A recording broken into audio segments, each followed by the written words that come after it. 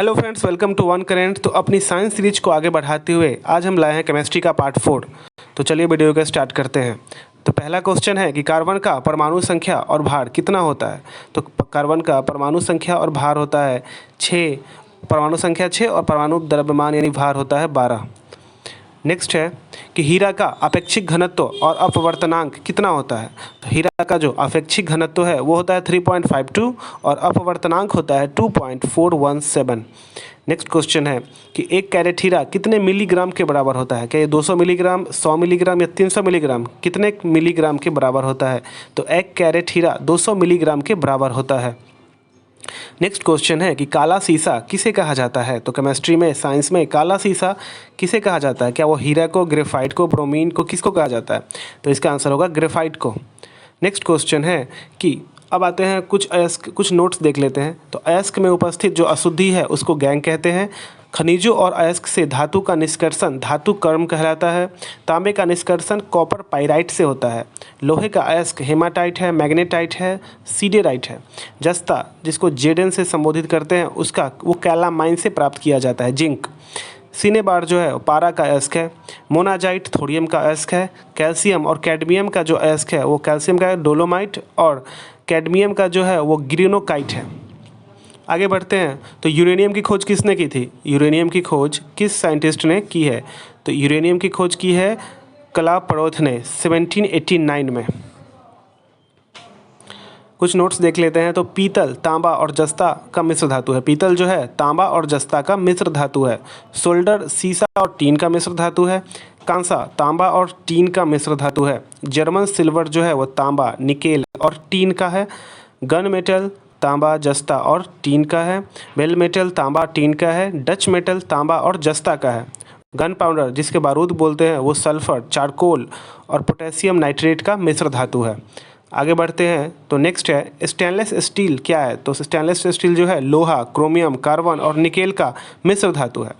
Amalgam पारा और दूसरे धातुओं का एक मिश्र धातु है। स्टील में कार्बन 0.1 से 1.5% होता है। स्टील निर्माण बेसेमर विधि, सीमेंस विधि और विद्युत विधि द्वारा होता है। आगे बढ़ते हैं। तो लोहा का सबसे शुद्ध रूप जो है वो पिटवा लोहा होता है।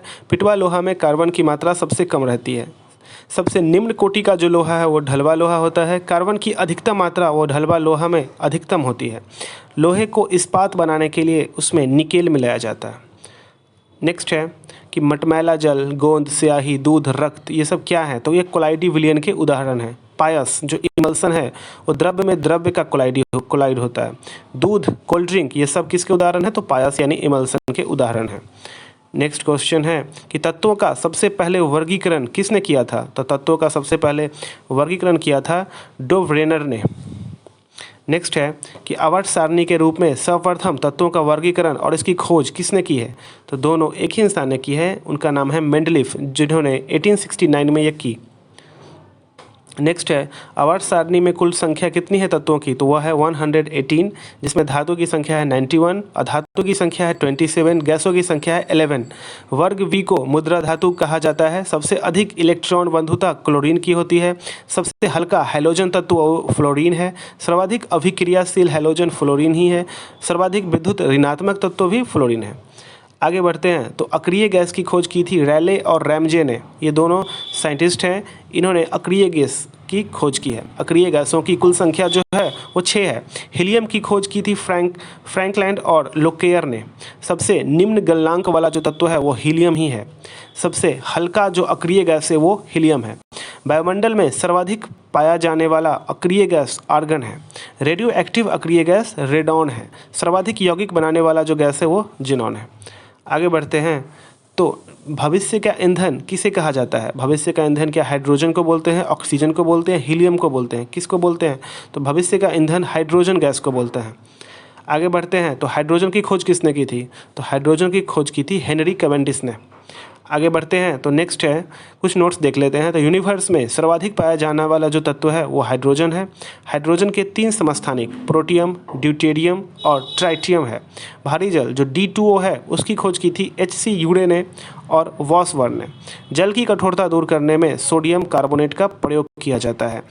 कभी कभी पोटेशियम क्लोराइड का भी प्रयोग कर लिया जाता है। तो आज का क्लास यहीं तक रहने देते हैं। नेक्स्ट क्लास में हम बाकी बचे केमिस्ट्री के पार्टों पर जानकारी देंगे और आगे बढ़ेंगे। तो वीडियो अच्छी लगी हो तो वीडियो को लाइक करिए और ऐसे ही चैनल में वीडियो चाहिए तो चैनल से जुड़े रहिए और सब्सक्राइब भी कर दीजिए। Thank you. अगर आपको इन सभी क्लास की PDF चाहिए तो हमारे टेलीग्राम पे ज़रूर ज्वाइन करिएगा। टेलीग्राम का लिंक डिस्क्रिप्शन में दिया गया है।